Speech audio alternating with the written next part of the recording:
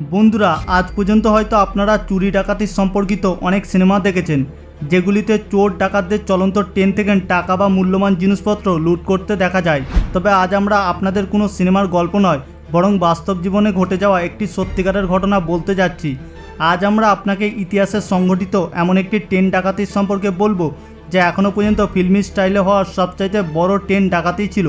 কিন্তু আশ্চর্যের বিষয় ছিল, কোনো রকম অস্ত্র ছাড়াই শুধুমাত্র একটি লোহার রডের সাহায্যে এই ডাকাতিটি করা হয়েছিল। তাহলে চলুন জেনে নেওয়া যাক যে কিভাবে মাত্র 15 জন লোক মিলে একটি চলন্ত ট্রেন থেকে মাত্র 15 মিনিটে 300 কোটি টাকা লুট করলো। কিভাবে হলো বিশ্বের সেই লুট, যার কোনো ক্লু খুঁজে পাওয়া যায়নি। পুরো ঘটনাটি জানতে আমাদের সাথেই থাকুন। তাহলে চলুন শুরু করি। বন্ধুরা, ব্রিটেনের রয়্যাল মেল নামে একটি ডাক বহনকারী ট্রেন ছিল, যেটি 1963 সালে 7 আগস্ট সন্ধ্যা 7টায় গ্লাসগো থেকে লন্ডনের উদ্দেশ্যে রওনা হয়েছিল। যেটিতে 72 জন পোস্ট অফিসের কর্মচারী উপস্থিত ছিলেন, যারা ট্রেনের ভিতরে চিঠিপত্র এবং পার্সেল গুছিয়ে রাখার কাজ করতেন। ট্রেনটি প্রায় 12 ঘন্টার পর সকালে লন্ডনে পৌঁছানোর কথা ছিল।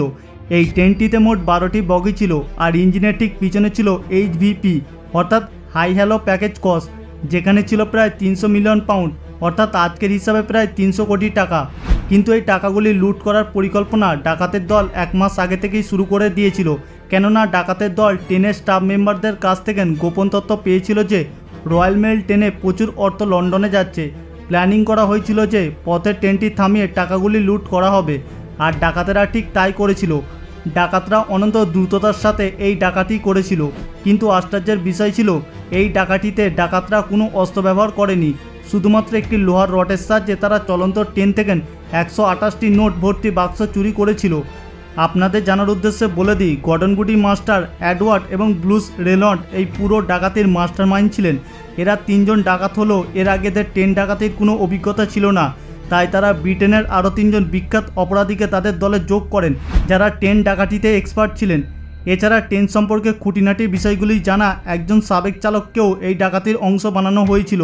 তাছাড়া করেন নামে একজন টেকনিশিয়ান এই ডাকাতির সঙ্গে জড়িত ছিলেন। তার কাজ ছিল রেলওয়ে সিগন্যাল নষ্ট করা। সব মিলিয়ে 15 জন এক্সপার্ট লোকেদের একটি দল এই ডাকাতির জন্য প্রস্তুত করা হয়েছিল।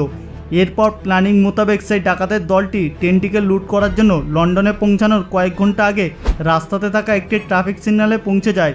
তারপর তারা চালাকির সাথে একটি কাপড়ের টুকরো দিয়ে সিগন্যালের সবুজ আলো ঢেকে দেয়। এরপর ব্যাটারির সাহায্যে লাল আলো জ্বালিয়ে দেয়। 8 আগস্ট ভোর 3টার দিকে ট্রেনটি সিগন্যালে পৌঁছায়। ট্রেনটি চালাচ্ছিলেন 58 বছর বয়সী জ্যাক মিলস। হঠাৎ পথে তিনি লাল সংকেত দেখে সঙ্গে সঙ্গে ট্রেনটি থামিয়ে দেয়।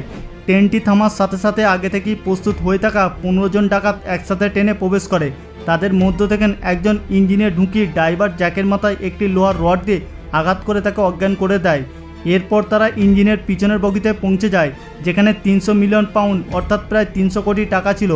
পরিকল্পনা অনুযায়ী ডাকাতরা আগে থেকে একটি ট্রাক বাইরে রেডি করে রেখেছিল। ডাকাতরা মাত্র 15 মিনিটের মধ্যে 128টি নোট ভর্তি বাক্স ট্রাকে লোড করে নিয়ে পালিয়ে যায়, যার মধ্যে বেশিরভাগ নোট 1 আর 5 পাউন্ডের ছিল। ডাকাতির পর 13 আগস্ট রাতে পুলিশ খবর পায় যে যেখানে ডাকাতি হয়েছে সেখান থেকে প্রায় 20 মাইল দূরে একটি ছোট কলোনি রয়েছে, যেখানে কয়েকটি ফার্ম হাউস আছে। সেখান থেকে এক ব্যক্তি থানায় ফোন করে বলে যে কয়েকদিন ধরে আমাদের এলাকায় প্রচুর যানবাহন চলাচল করছে, সেই সাথে নতুন নতুন লোকজনও এলাকায় আসতে দেখা যাচ্ছে। এমনটা আগে কখনো দেখা যায়নি।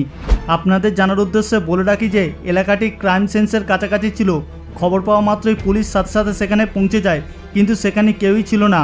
তারা ফার্ম হাউসের ভিতরে গিয়ে তল্লাশি চালালে প্রমাণ হিসাবে 20টি বাক্স পাওয়া যায়, কিন্তু সেগুলিতে কোনো টাকা ছিল না। এরপর পুলিশ বাক্সগুলি থেকে ফিঙ্গারপ্রিন্ট নেয় এবং অন্যান্য জিনিসপত্র তল্লাশি করে। তারপর পুলিশ কঠোরভাবে তদন্ত শুরু করে। কয়েকদিন তদন্তের পর জানা যায় যে যার নামে একজন ফুল বিক্রেতা ওই ফার্ম হাউসের সঙ্গে কানেকশান রয়েছে। এরপর পুলিশ দ্রুত সেই লোকটিকে গ্রেপ্তার করে এবং ঘটনাস্থলে পাওয়া ফিঙ্গারপ্রিন্ট সেই ব্যক্তির সাথে মিলে যায়। এর কয়েকদিন পর পুলিশ তার মাধ্যমে আরও 12 জনকে গ্রেপ্তার করে, কিন্তু 3 জন এখনও নিখোঁজ ছিল। আদালত 12 জনের মধ্যে 11 জনকে 30 বছরের কারাদণ্ড দেয়। এর প্রায় 5 বছর পর 1968 সালে বাকি 3 জনকেও গ্রেপ্তার করা হয় এবং তাদেরকেও একই সাজা দেওয়া হয়, কিন্তু কয়েকদিন পর তাদের মধ্য থেকে একজন জেল থেকে পালিয়ে যায়। এরপর পুলিশ বাকি 13 জনকে খুব কঠোরভাবে জিজ্ঞাসাবাদ শুরু করে, কারণ পুলিশ এই কথাটি খুব ভালোভাবেই জানতো যে ডাকাতি ইন্টারনেট কোনো ব্যক্তির সাহায্য ছাড়া কখনোই সম্ভব নয়। একমাত্র সেই জানবে যে কত টাকা কখন কোন ট্রেনে যাবে। পুলিশ সব রকমভাবেই তাদের কাছ থেকে জানার চেষ্টা করে, কিন্তু তারা কেউই মুখ খোলেনি। ডাকাতের লুট হওয়া টাকার মধ্যে মাত্র 10% টাকা পুলিশ উদ্ধার করতে সক্ষম হয়েছে। বাকি 90% টাকা সম্পর্কে কিছুই জানা যায়নি। এই চুরির ঘটনাটি ব্রিটিশ ইতিহাসে এখনও মনে করা হয়, কারণ এত বড় ডাকাতি এর আগে কখনো হয়নি। তো বন্ধুরা, এই ছিল আমাদের আজকের এপিসোড। আজকের এপিসোডটি আপনাদের কেমন লাগলো নিচে কমেন্টে অবশ্যই আমাকে জানাবেন। যদি ভিডিওটি ভালো লেগে থাকে ভিডিওটিকে একটি লাইক করবেন এবং সকলের সঙ্গে শেয়ার করে দেবেন। আর আপনাদের মধ্যে যারা নতুন দর্শক তারা এখনই আমাদের চ্যানেলটিকে সাবস্ক্রাইব করে পাশে থাকা বেল আইকনটিতে ক্লিক করে রাখুন। দেখা হচ্ছে পরবর্তী এপিসোডে। ভালো থাকবেন, ধন্যবাদ।